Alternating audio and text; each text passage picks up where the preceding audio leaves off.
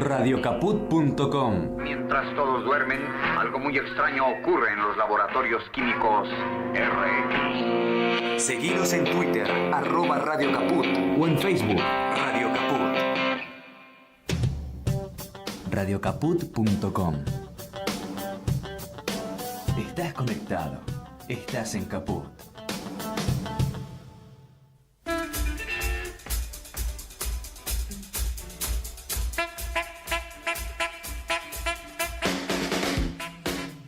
Buenas tardes, oyentes de Radio Caput. Esto es Hasta que todo sea como lo soñamos. Mi nombre es Ricardo Capdevila y nos reunimos en esta hora de viernes para reflexionar. Pese al feriado, estamos acá. Queremos agradecer a esta querida radio, a Juan Martín Ramos Padilla, su director, a Martín Loza, que opera los controles, a Jorge Pardés, Tatiana Ibarra y Nacho, para que esta familia siga poniéndonos al aire, por lo menos en mi caso, una vez por semana. A la reflexión de hoy la titulo La patria está en peligro, pero mucho más que en 2018. El 25 de mayo de 2018, contra el Fondo Monetario Internacional, que en aquel momento volvía a aparecer, y el 9 de julio de ese mismo año, con la consigna La patria está en peligro, se sumaron reclamos contra el gobierno de Macri y llenamos la avenida 9 de julio en las dos oportunidades, desde Avenida Santa Fe hasta la Avenida San Juan. Hoy estamos más en peligro que en esa época y sin embargo el pueblo no tiene reacción. Claro, llegó al verso y no solo defraudó, sino que legitimó la gestión de Mauricio Macri.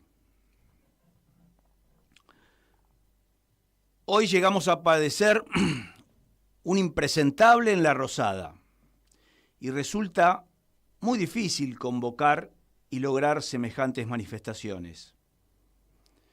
Pero como decía, el peligro y el daño que esta manga de cipayos nos está infringiendo pone a nuestra patria en un peligro de desintegración,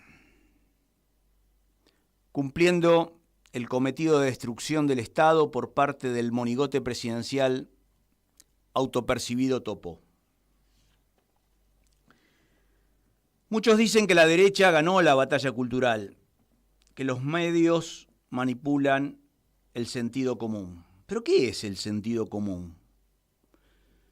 Es la capacidad natural para juzgar situaciones cotidianas y decisiones acertadas basadas en la experiencia, la lógica práctica y el conocimiento compartido socialmente. Hablemos de algunas características del sentido común. Es lo práctico y lo cotidiano, se aplica a situaciones simples de la vida diaria, como saber que no debes tocar una superficie caliente. Habla de hechos triviales. El sentido común también es influenciado por el entorno. A menudo se basa en normas sociales, creencias culturales, sabiduría popular, entornos de redes y medios, más que en la ciencia. También es adquirido, no es puramente instintivo, sino que se desarrolla a través de la experiencia personal y la interacción social durante la vida de la persona. No siempre el sentido es común a todo el ámbito. Aunque se espera que todos lo compartan, las creencias de sentido común pueden variar significativamente entre personas y culturas, demostrando que no es tan uniforme como se cree. Por lo tanto, el sentido común no requiere de análisis, ni de profundidad, ni desarrollo científico, ni comprobación empírica. Por tanto, basta que los medios hegemónicos machaquen, digan Cristina es chorra o que se robaron un PBI, para que el sentido común lo repita, estigmatice y llegue a odiar por solo sentirlo, solo como una creencia. Hoy el gobierno de Cipayos habla de que bajó la pobreza y el sentido común de los que no llegan a fin de mes piensan que es su culpa por no hacer lo suficiente. Entonces, llegan a mendigar para conseguir 3 trabajos y dejar a la familia e hijos desprotegidos solo para darles de comer. Y hablo de los 2 integrantes mayores del grupo familiar, ya que todos deben sumar ingresos. Se acabaron las épocas de que el jefe o la jefa de familia paraba la olla y el otro cuidaba a los chicos y la casa. Hoy ambos deben tener más de un trabajo para sobrevivir. Y sin hablar de poder ahorrar o irse 20 días de vacaciones.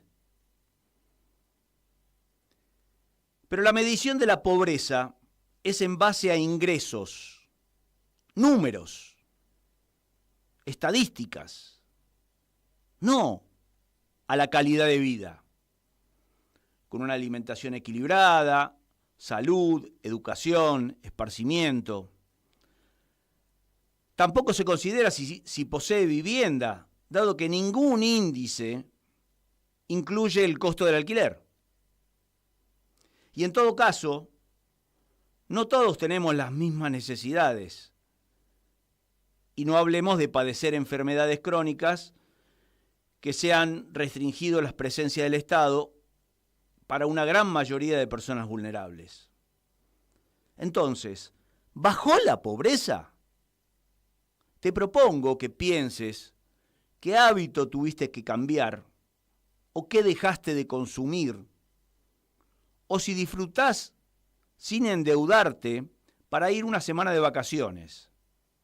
La pobreza no tiene relación con números, sino con tu calidad de vida. Entonces pregúntate, ¿es cierto lo que dice el gobierno, que bajó la pobreza? Apagá el televisor y abrí la heladera.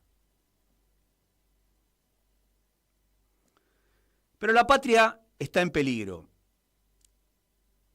Además, por las conductas irresponsables de nuestro presidente, que parece un bebé envaselinado ante la presencia del impresentable monarca del norte o su dama de hierro, a la que una guerra absurda mató cientos de argentinos.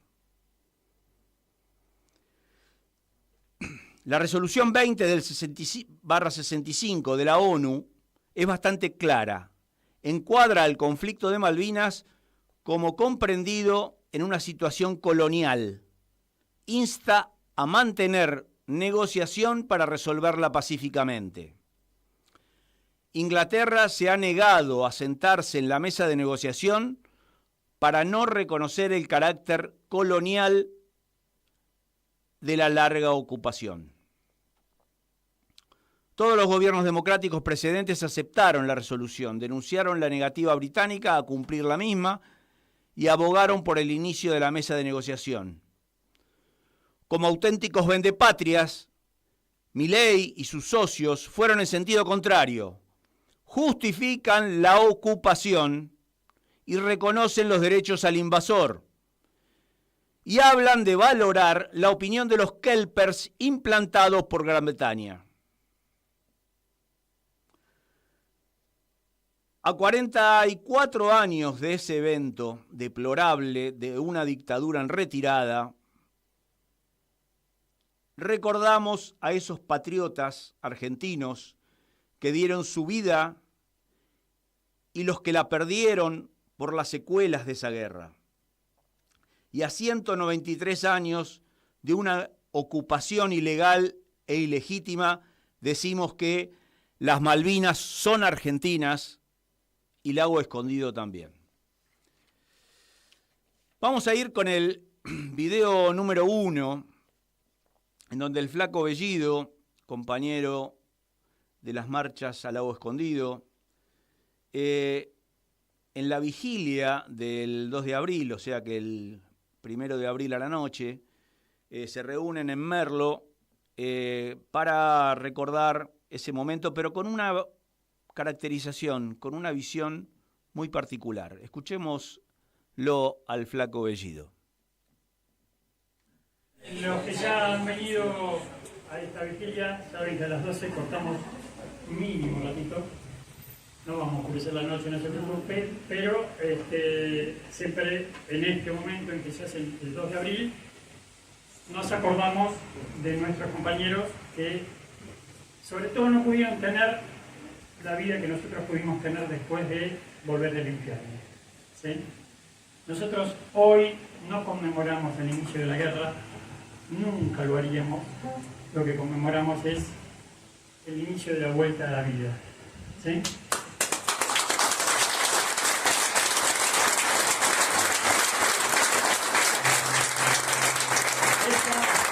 Esa es una de las principales razones que nos diferencian de tantos otros muchachos que combatieron en Malvinas y están aferrados, agarrados a la idea y al recuerdo de la muerte, ¿sí? Poniendo imágenes de muerte como armamentos, tanques, y recordando a los muertos desde un lugar que nosotros despreciamos. Por supuesto que a nosotros nos da tristezas, cada uno tenemos amigos que murieron en Malvinas, no nombres, no números, y nos gustaría que estuvieran aquí, ¿sí? Son parte del saldo que dejó el aparato represivo que inició en el año 76, que terminó siendo 632 los muertos de Malvinas. Pero a estos hijos de puta les hubiera dado lo mismo que sean 2.000, 3.000, si hicieron desaparecer 30.000, era lo mismo. Por eso nosotros defendemos el contradiscurso. Para nosotros la guerra de Malvinas no fue ninguna gesta, ¿sí? Aunque lo separamos de lo que tuvimos que hacer cuando tuvimos que actuar en la guerra, ¿sí? Esto no solamente lo decimos nosotros, hay un informe redactado por ellos mismos que se llama Informe Rattenbach que sostiene nuestra postura, que dice que lo que hicieron fue un desastre, ¿sí? Pero bueno, no puedo dejar cada 2 ahora de abril pensar que esto no tendría sentido si no estuvieran todos ustedes acá. Así que no puedo menos que agradecerles muchísimo siempre este encuentro que propicia no tristeza sino tanta alegría, ¿sí? Muchas gracias por haber venido. ¡Vamos, Flaco! Bueno, y a continuación vamos a ver el video número 2, en donde otro combatiente de Malvinas, Pablo Conde, también compañero en las marchas, con una introducción respecto a las fechas y a lo sucedido, también da su opinión respecto de esta fecha. Las Malvinas son argentinas. La Guerra de Malvinas comenzó el 2 de abril de 1982. Fue un conflicto con el Reino Unido que duró 74 días y dejó una marca profunda en nuestra historia. Malvinas fue una guerra atravesada por el contexto de la dictadura, pero también por el compromiso y la entrega de miles de jóvenes como Pablo, veterano de Malvinas. Bueno, para mí, como veterano de guerra y también como trabajador, las Malvinas son un símbolo importante de patria, ¿no? Pero patria en el sentido comunitario, que es un símbolo que nos permite vincularnos todos los argentinos. 649 soldados argentinos murieron en combate y muchos más fallecieron después del conflicto, en el marco de un proceso de desmalvinización, de olvido y de abandono que tuvo lugar en los años posteriores. El 70% de los soldados que fueron a combatir eran jóvenes de menos de 25 años que estaban haciendo el servicio militar obligatorio. Hoy, a 44 años, seguimos recordando a esos pibes, honrando a los que no volvieron y acompañando a los que estuvieron ahí. Deberemos replantearnos nosotros como dirigentes, desde cada una de las disciplinas, cómo llegar hacia las nuevas generaciones. Me parece que en función de eso tendremos que saber escuchar más que hacer una clase clásica de lo que queremos transmitir, ese tipo de conocimiento soberano sobre el tema de Malvinas. La soberanía también y las Islas Malvinas es el futuro, y el futuro lo tenemos que construir desde acá hacia adelante. Malvinas forma parte de nuestra historia y de nuestra identidad. Sostengamos vivo el reclamo de soberanía.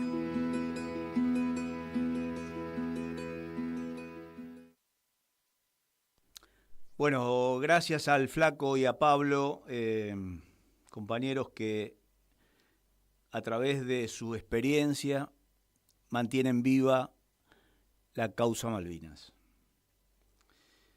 Pero si hablamos de guerra, el mismo payaso que nos gobierna insiste en apoyar otra guerra innecesaria, inconducente, contra Irán, que genera incertidumbres y aumentos desorbitados del petróleo y combustibles, pero además de otros productos estratégicos como fertilizantes y el helio, usado para microprocesadores, entre otros productos estratégicos.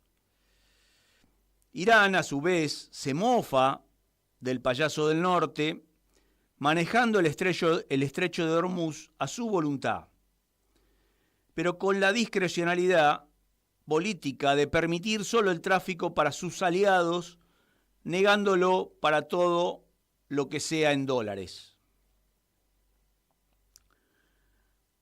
Una guerra que debía ser corta, con un cambio de régimen, según el pelirrojo del norte,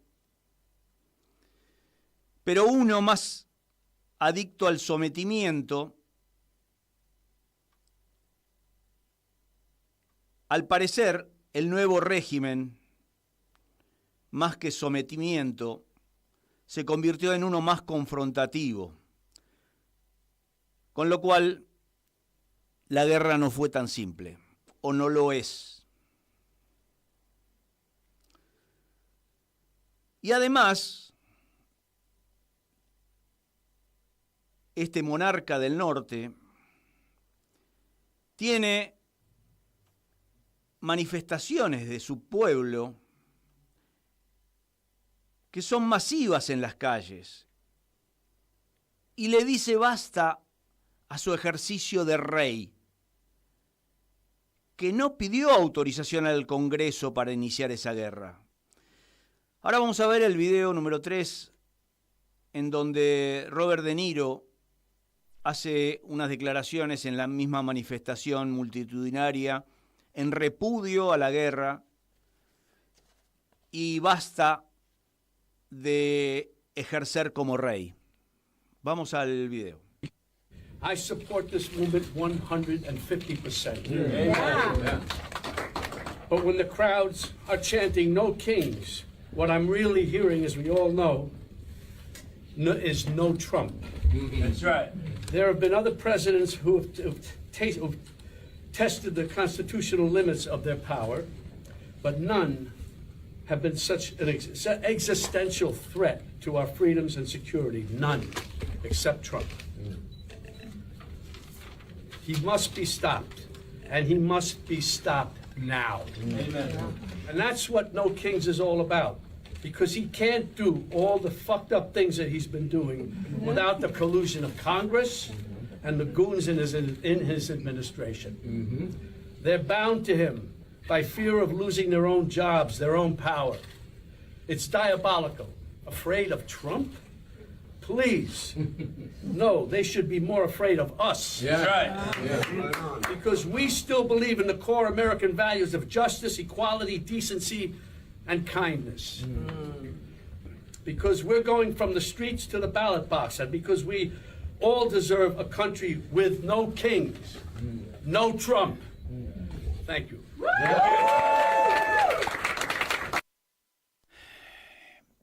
O sea que nuestro payaso, Javier Milei, sometido al payaso del norte, su propio pueblo le dice no rey. Y acá aparentemente todavía no hemos reaccionado. Con la desgracia que el destino nuestro, por este mamarracho que tenemos de presidente, está cada vez más ligado al de Estados Unidos. Y en octubre están las elecciones en Estados Unidos. ¿Qué pasará si no le va bien a Trump y acá dependemos de él? Pero además, la patria está en peligro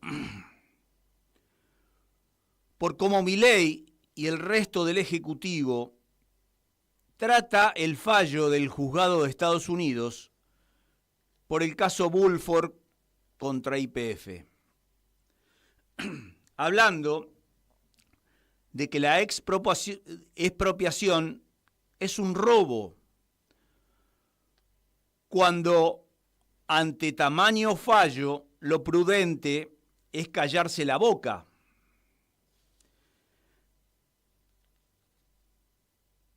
Pero parece que estuvieran propiciando que el grupo buitre siguiera insistiendo con la acción judicial en otras instancias. Tal vez solo para castigar a Kicillof, el petizo comunista,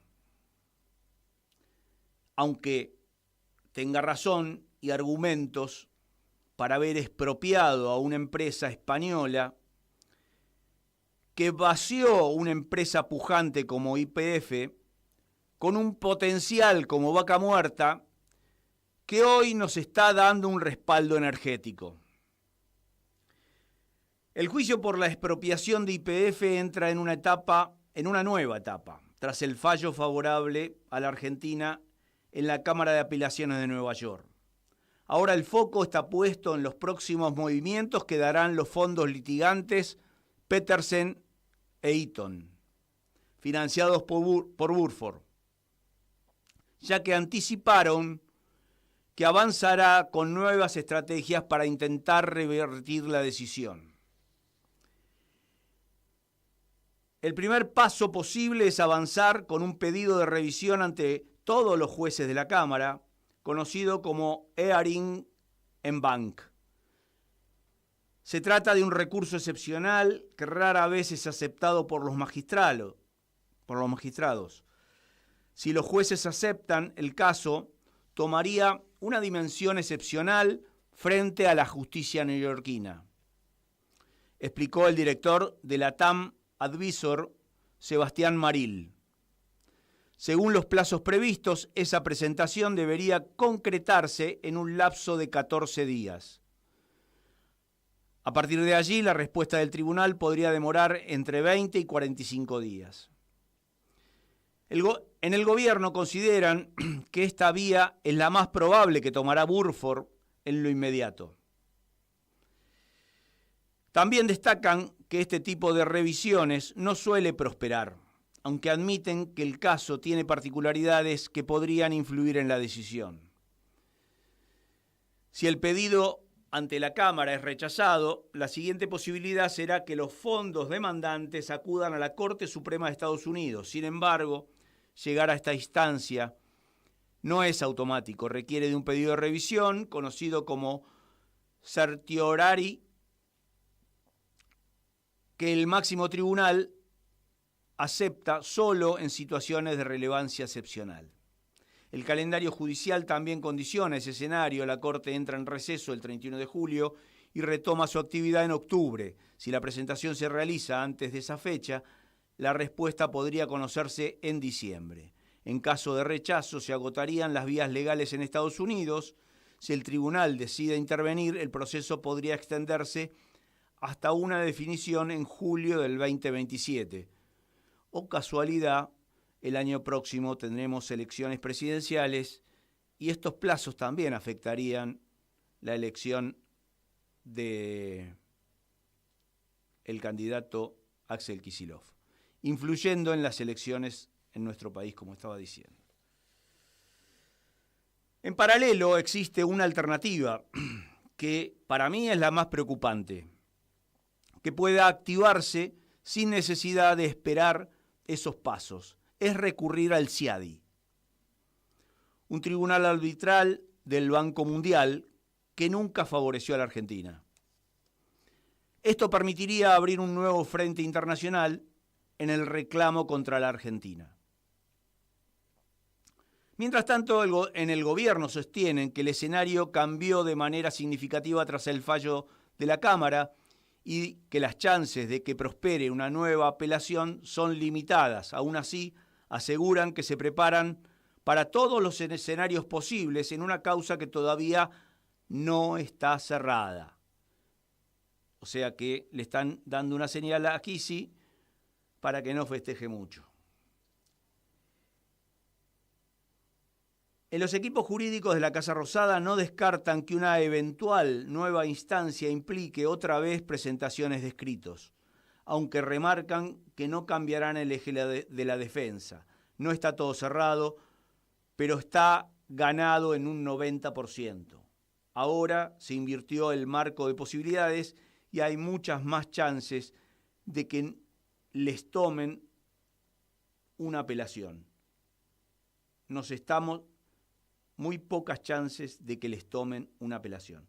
Nos estamos preparando igualmente para todos los escenarios.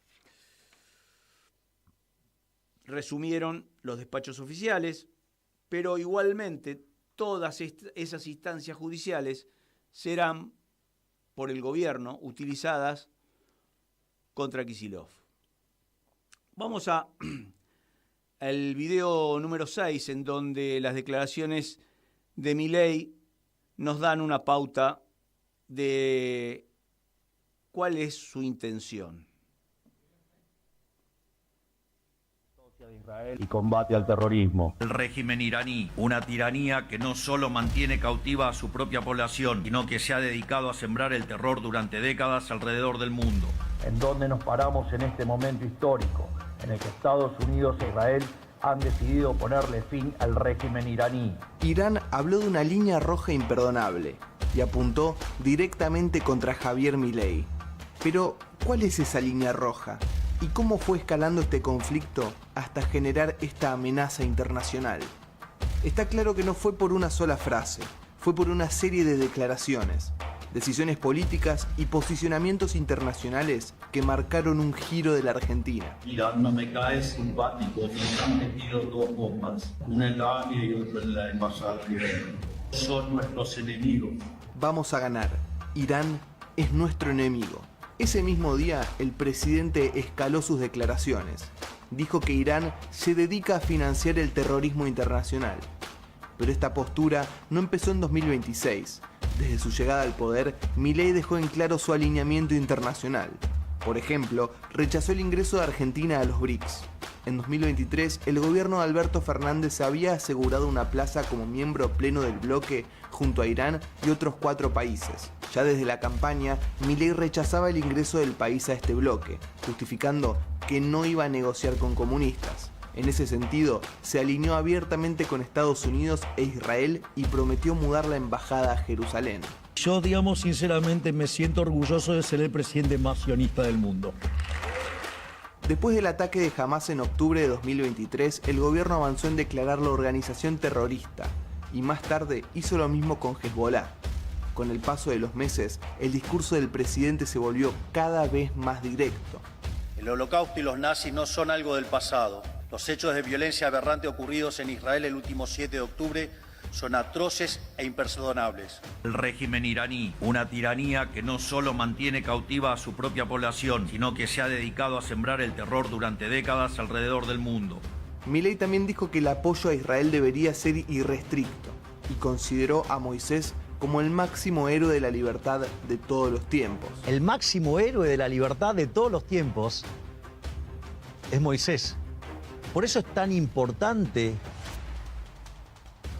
entender el vínculo de la libertad con Israel, porque es un pueblo que además ha logrado conjunción entre lo espiritual y lo material. Además, Milei había criticado duramente la designación de Ahmad Bahidi como comandante de la Guardia Revolucionaria de Irán.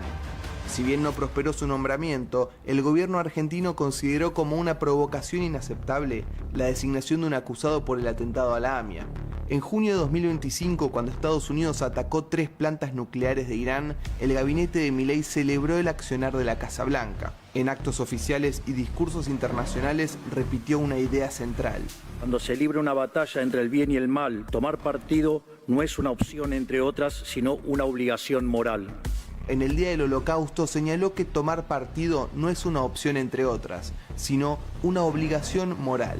Y dijo que denunciar el terrorismo islámico es una obligación. La postura de Milei fue repudiada por la Secretaría General de la Organización de Cooperación Islámica, que es considerada la voz de los países musulmanes. La posición de Milei no quedó solo en palabras. En el plano internacional, el presidente abandonó la histórica neutralidad argentina. A diferencia de lo que escucho y leo de distintos analistas que creen que esto es una pelea por el petróleo, ese tipo de argumentación es muy pobre conceptualmente y obviamente errada. Aquí lo que importa desde la perspectiva de Estados Unidos es pura y exclusivamente la geopolítica. La tensión llegó a un nuevo nivel cuando Estados Unidos atacó Irán. El gobierno argentino respaldó la operación y Milei celebró estar del lado correcto de la historia. Algunas de las últimas declaraciones de Javier Milei sobre la guerra en Medio Oriente fueron elogiosas tanto para Estados Unidos como para Israel.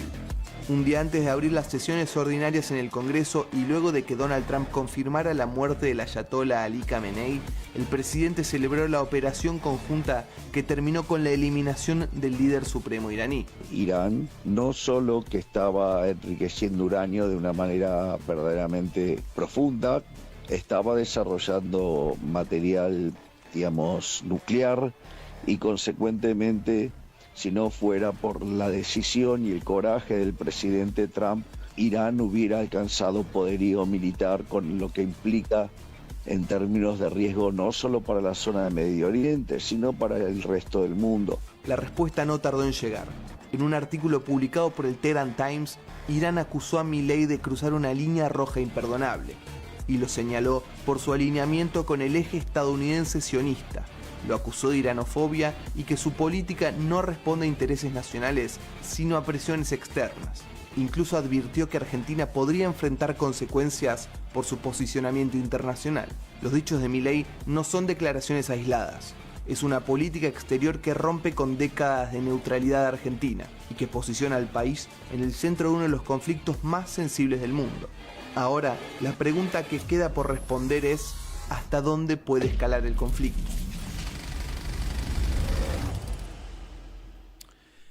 Bueno, si bien este video estaba con el tema de Irán, vamos con el video número 4, en donde Milei le hace un favor al fondo buitre que nunca pidieron tanto.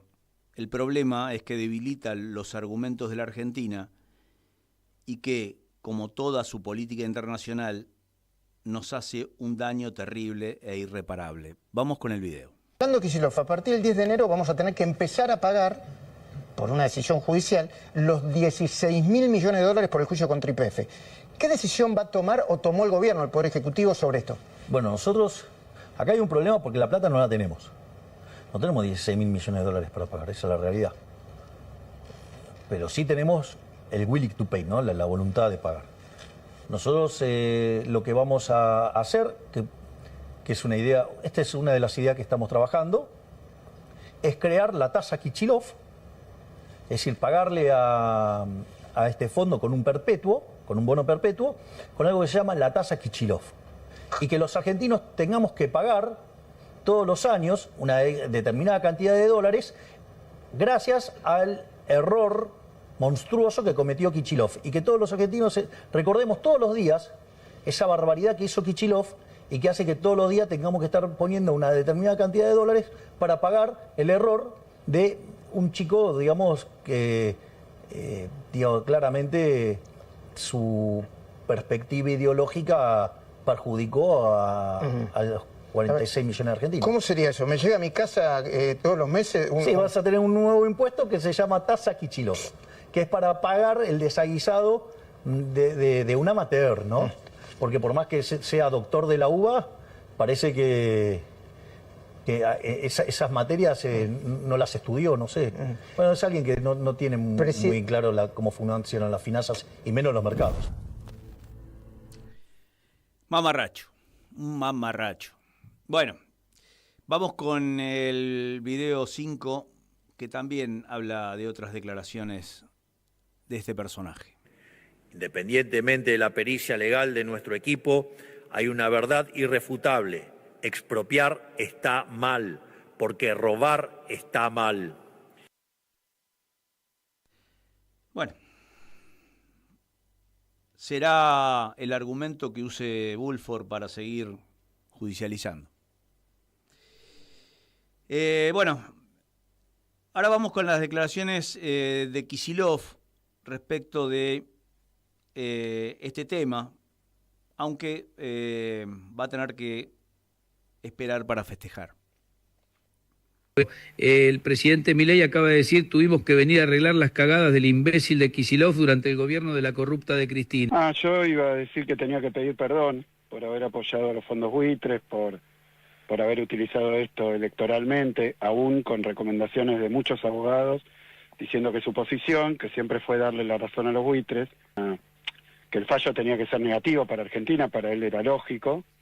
Y bueno, eso también dañaba la defensa de Argentina, eso lo dije varias veces también. Era muy malo que el presidente, para insultarme a mí o para tratar de sacar provecho político, se dedicara a darle la razón a quienes estaban atacando a Argentina, mientras además los abogados del Estado siguieron siempre la línea que era la nuestra desde el comienzo en estas disputas, y fue la que terminó obviamente imponiéndose, porque como lo dije tantas veces, el juicio desde el punto de vista legal, jurídico, era absolutamente absurdo. La rareza era que un presidente argentino, y bueno, la derecha, buena parte de la oposición, siempre le dio la razón a los buitres. En este caso creo que lo primero que hay que decir es felicitaciones para todos los que creen en la soberanía nacional, felicitaciones para Argentina. Bueno, evidentemente Kicillof lo pone de alguna manera en evidencia de las intenciones a Milei respecto de su negociación con los fondos buitre. Pero ahora, si tenemos el tema musical, vamos a un tema musical de Charlie para reflexionar un poquito, para distendernos y terminar con con el último tramo del programa.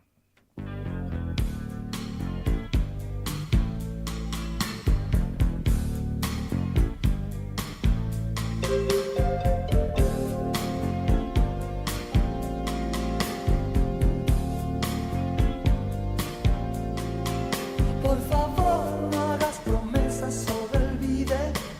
Por favor, no me hagas más tus odios. Por favor, yo te prometo te esperaré. Si es que paro de correr. Por favor, sigue la sombra de mi bebé. Por favor, no bebas más, no llores. Por favor, yo te prometo te escribiré. Si es que para de llover, porque me tratas tan bien, me tratas tan mal. Sabes que no aprendí a vivir, a veces estoy tan bien, estoy tan down. Calambres en el alma, cada cual tiene un trip en el bocho. Difícil que lleguemos a ponernos de acuerdo. De acuerdo.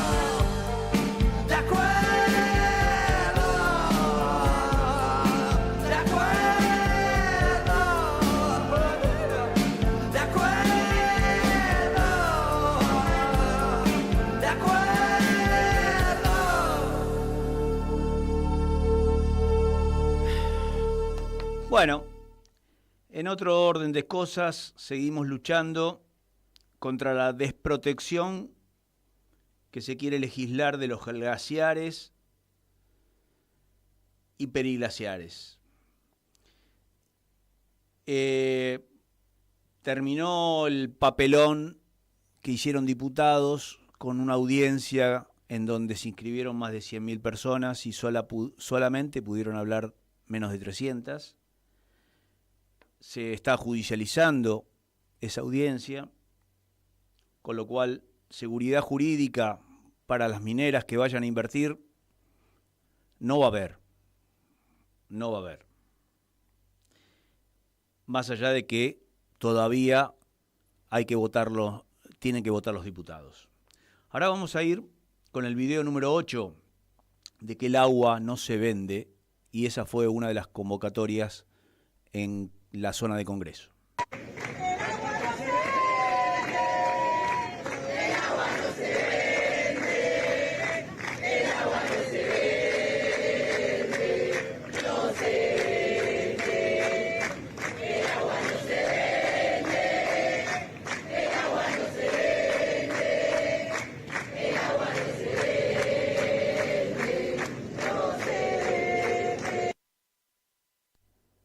Ahora vamos a ver un video en donde un impresentable diputado o asesor de diputado habló de que los glaciares eran rocas congeladas.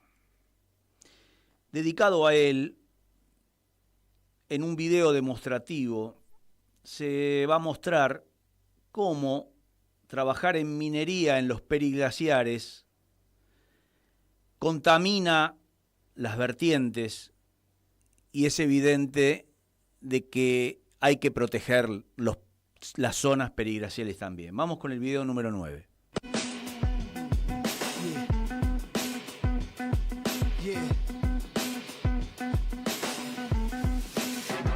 The system will defeat itself. Nothing stays in a steady state. It overheats and melts. It only feeds itself. The system, yo, I think it exists just because, like a pit eats his pups, eats his own litter up. The system's fucked. It's corrupt. Bueno, es evidente que esto es algo muy sensible, que la minería en esas zonas va a dejar sin agua a muchas poblaciones. El agua es un elemento sustancial, esencial, y encima de todo esto, la minería al país no le deja absolutamente nada, ni siquiera puestos de trabajo de calidad. Por lo tanto, hay que replantear el tema de la minería, que incluso en los gobiernos de Cristina también se defendió, porque a mi modo de ver también era una fuente de financiamiento político. Ahora vamos a ir con una canción por una militante y un grupo de militantes que hablan del tema de la desprotección que generaría falta de agua en la cordillera, y con ese tema vamos a convocar para el día 4, mañana, en Callao y Corrientes. Van con los flyers también a la música.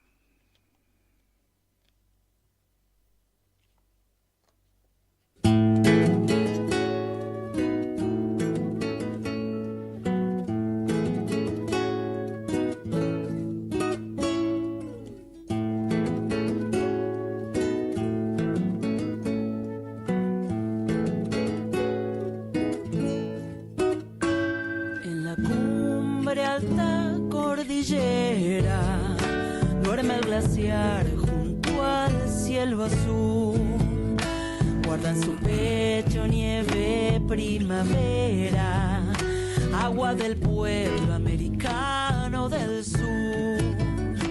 Bajan los ríos por la quebrada, cantando coplas de libertad.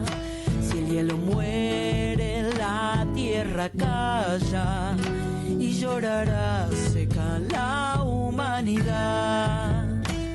Quieren lastimar a mi glaciar, vieja criatura ancestral, guardián del agua, fuente de vida original, tu protección, nuestra lucha.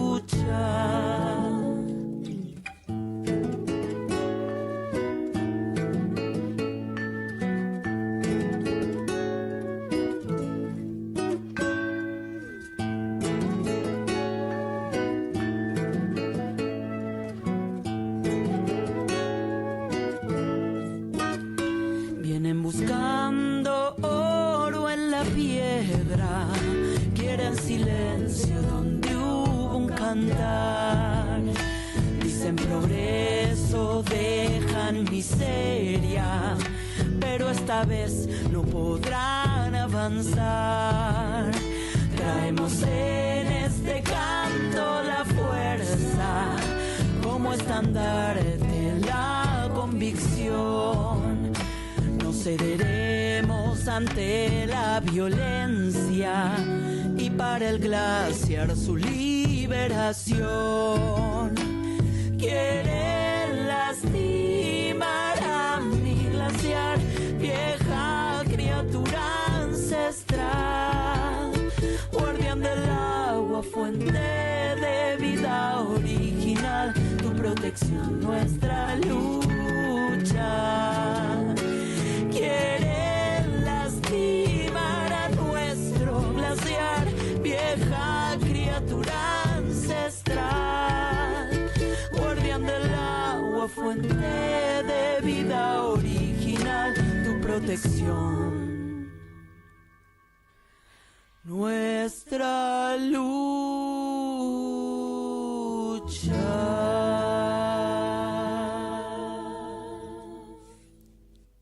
Gracias a la voz de la compañera Biasi.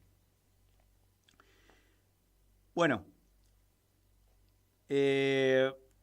a ver, este tema de los glaciares no es un tema, es un tema muy grave y los diputados tienen aparentemente los números como para que salga la ley. Yo quiero llamar a la reflexión a estos diputados porque evidentemente están cometiendo un grave error y no quiero sumarme a las amenazas, pero yo creo que les va a pesar y la sociedad se los va a cobrar. Ahora vamos a ir con un video de Juan Marino, el video número 14, y después vamos a reflexionar en el cierre del programa. El objetivo de ese acuerdo militar no es solamente el problema de la guerra hacia afuera, sino también es la guerra contra la propia democracia de nuestros países. Porque el escudo de las Américas que firmaron hoy dice que van a usar las Fuerzas Armadas para el combate al narcotráfico. Y en Argentina el combate al narcotráfico lo hacen las fuerzas de seguridad, las fuerzas policiales que manejan la seguridad interior, no los militares. Acá en Argentina conquistamos, producto de la lucha contra la dictadura y luego de la dictadura de la lucha por memoria, verdad y justicia, que las Fuerzas Armadas, que los militares no se involucren en tareas de seguridad interior. Una conquista democrática, histórica, en Argentina. Y ellos la están vulnerando con decretos y con hechos que no pasan por el Congreso de la Nación. Y eso es lo que firmaron en el escudo de las Américas. Entonces hay un compromiso del gobierno argentino ante Trump de empezar a usar las Fuerzas Armadas para combatir al narcotráfico al interior de Argentina. Es falso que sea para combatir al narcotráfico. Es un escudo para Trump, para usar a las Américas como escudo, como pantalla, cuando él está yendo a la guerra contra todo el resto del mundo. Bueno, tengamos cuidado. Esto es una advertencia que Juan Marino nos hace en la utilización del ejército, porque también hay versiones de que Milei ofreció apoyo militar para combatir con Irán. yo creo que la patria está en peligro y de alguna manera la ciudadanía se tiene que manifestar. A ver, para cerrar, queremos solidarizarnos con Julio De Vido, debido a que por sus problemas de salud tuvieron que de urgencia internarlo en un establecimiento de salud para estabilizarlo. Realmente Julio De Vido es uno más de los presos políticos como Milagro Sala, como Cristina, que padecen la violencia por pensar diferente, por haber intentado tener un país mejor. Está de más hablar de todas las mejoras que Julio De Vido protagonizó en el desarrollo del país. Lo mismo que Milagro Sala y lo mismo que la gestión de Cristina Fernández de Kirchner. Por eso, igual que Amado Vudú, por eso están con procesos, por eso tienen el castigo que no se merecen, pero que evidentemente la sociedad no reacciona en su defensa.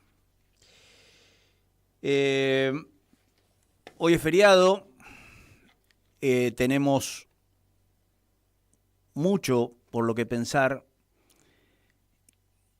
y me preocupa realmente que la ciudadanía se sienta más indignada por los ilícitos que pueda cometer Adorni que por todos los temas que toqué hoy en el programa. Que el tema de Adorni sea